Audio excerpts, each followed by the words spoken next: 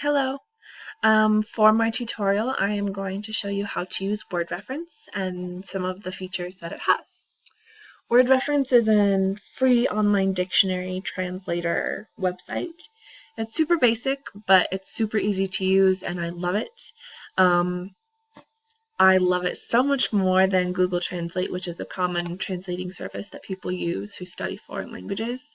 Why I like it so much more than Google is because with Google, you can put in long phrases and long sentences and translate documents and pages at a time, but it's going to give you exact word for word literal translation, which sometimes isn't exactly what we mean. So for example, you could say, I'm going to take a shower tomorrow. If you type that into Google, it's very possible that it could translate to, I'm literally going to take the shower to tomorrow, is how that might translate, which is not what we're trying to say. So what's awesome about word reference is that you don't translate long sentences. It's not made for translating documents, or even phrases. Really, it's based on forms, question and answer, and word for word dictionary, Oxford Dictionary definitions. So let me just show you a little bit about what I'm talking about. I'm going to open up my Google Chrome here and a new tab to word reference. And here is our home page. So as you can see, when I first started using this website, it only had like these first 6 languages here. But I think since about 2008 or so, they have really added a lot of languages in here, which is really cool to see. So what's nice about this is you can see exactly what language you are going to translate from into the language that you want to translate to. So I'm going to translate an English word into a Spanish word. So I'm going to go from English to Spanish. And let's take the word blanket. Word reference is going to come up and show you principal translations and compound translations. So exactly what the word means and different ways to use it. A definition of the word in English, and then down below you're going to see, now not every word has this if they don't use it any other way besides the principal translation. Then you're going to see these compound forms down here, which blanket coverage. You don't just say blanket or coverage, it means a whole thing. So cobertura total is totally different than our basic word blanket, which is a frazada. And let's go back up here. So basically, let's start at the beginning before I get ahead of myself. So what's nice about this is that you can listen to the word in any language or in any dialect of the English language, and then again in the Spanish language, Portuguese, French, so that you're getting dialect correctly based on your region, making sure that you're understanding the word right. So this would work in the opposite effect. If I know a word, I've heard the word, but I don't know how to spell it, I can take a guesstimate, listen to it, and if it's the word that I've heard before, then you know you're right. I don't use this too often, but I mean, it's interesting to see. Blanket. It's not very different, but if you're interested in knowing dialects, word reference is still an awesome site for that. So what we'll do is we'll go down here and get our basic definition. So it tells you what the blanket is as a noun, what a blanket is as an adjective, so you can figuratively blanket something, complete something, cover something, and it's going to give you what it is, what kind of word it is. So let's start with our most basic one. Blanket as a noun is a woolen cover or throw. It's going to give you, based on region, what that word means in Spanish. So you could say frazada, cobija, or manta, and that all means a woolen cover or throw.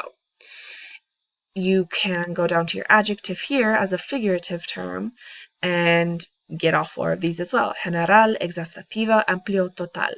So a blanket coverage, for example, is what I'm thinking of here. If you go down to your compound forms here, it's going to have some more phrases. You might see more terms that include the word blanket. And you'll find things on here that you've said 1,000 times and you didn't even realize was a phrase. So it's pretty cool to see what phrases can be translated into other languages and what they might look for in English. Let's take a look here. Security blanket, wet blanket. A wet blanket, that's a good example. For us, that's something figurative in English. It means a spoil sport. Interesting. That's not exactly how I would translate it, but a good definition. And in Spain, here they only have Spain's version. In Mexico, they might say something different, but Spain's the only one that's given a definition.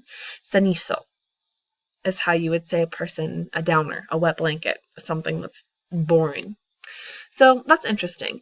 If you keep going down and you're not finding exactly what you're looking for, security blanket, it's going to tell you what they mean in English and how they translate to Spanish. And if what that is looking for in English is not what you're looking for, continue to go down and you will find what you're looking for. Word reference is so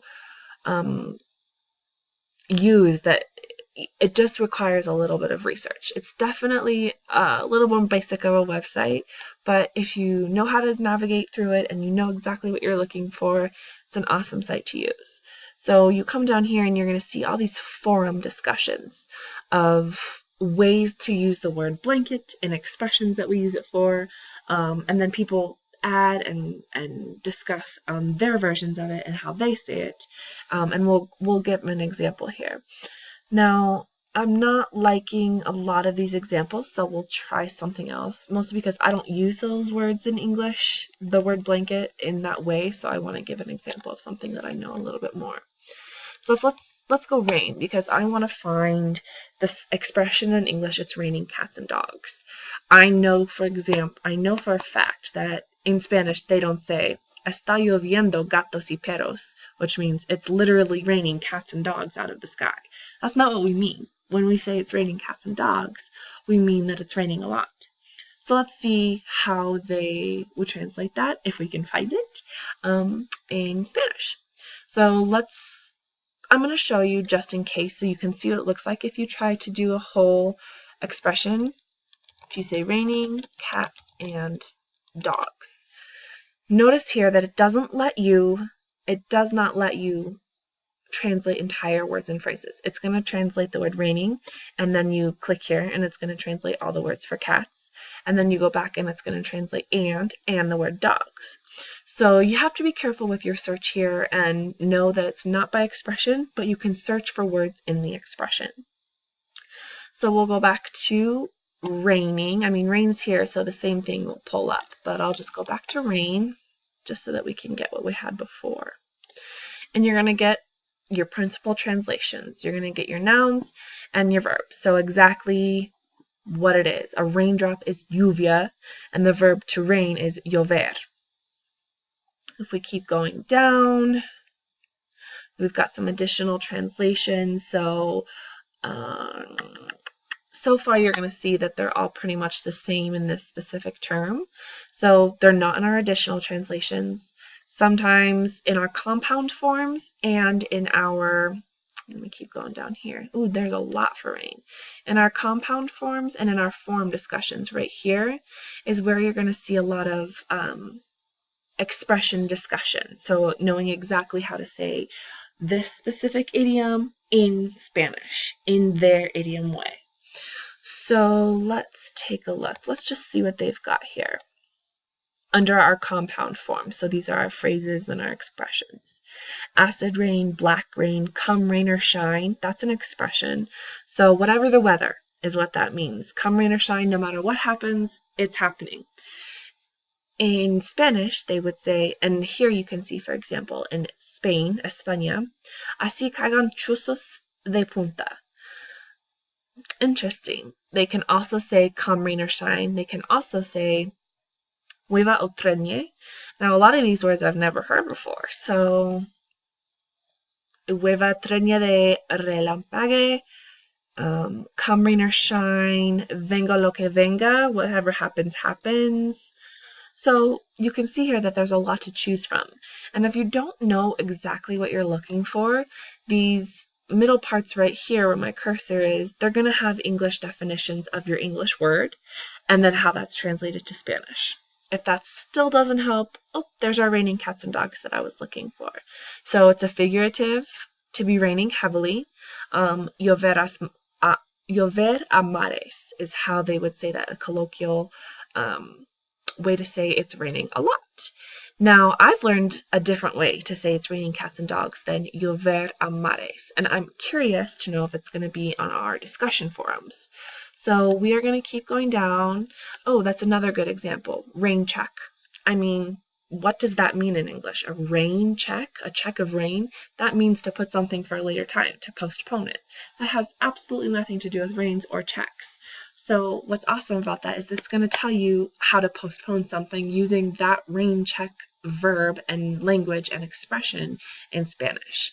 So, entrada para otra ocasión. So that's rain check. That's entrance for another time. Time for another, or for another occasion.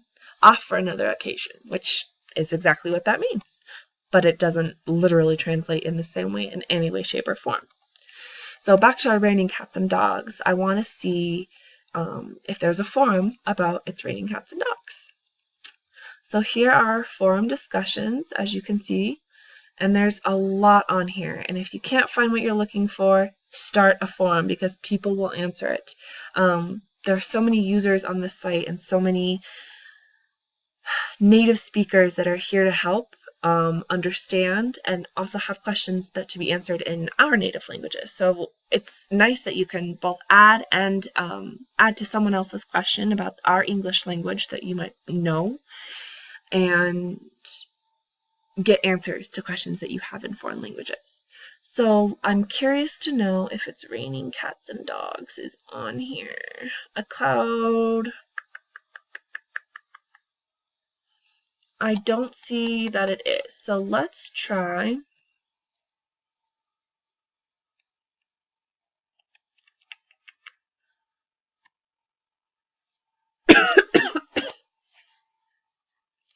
Oop, that didn't work.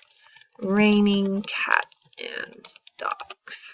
And like I said before, sometimes it just takes a little bit of navigation with the system, but you'll get there. So raining cats and dogs, it's going to bring up back my word raining because that's what was selected.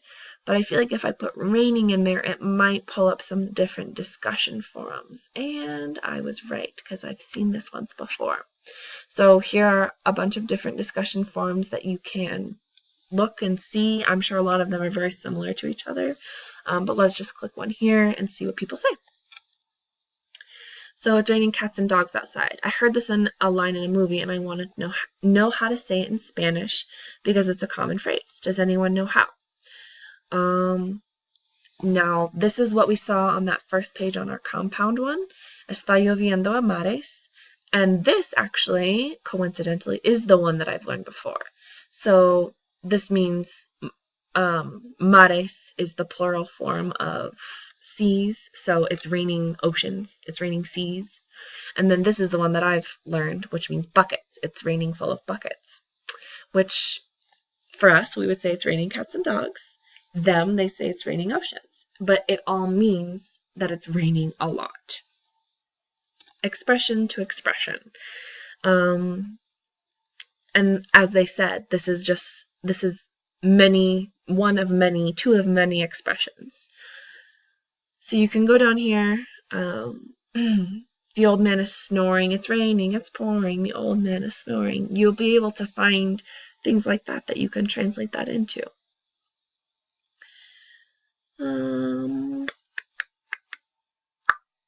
And you can see all sorts of different things on here. You can learn about how things are said in different regions, how they say, for example, let's go back to this one again. Está lloviendo a mares might be said in Argentina, and that might be their common phrase, where está lloviendo a cántaros might be the main phrase in Costa Rica or Spain. I don't know in this particular situation where one is said or where one isn't said, but I'm going to go with cántaros is a Mexican Spanish because that's the kind of Spanish I've learned and that's the phrase I know. So there's lots to learn on here. There's lots to participate in. And let's go back. Now keep in mind when you do open up these forums, they open up in new tabs. So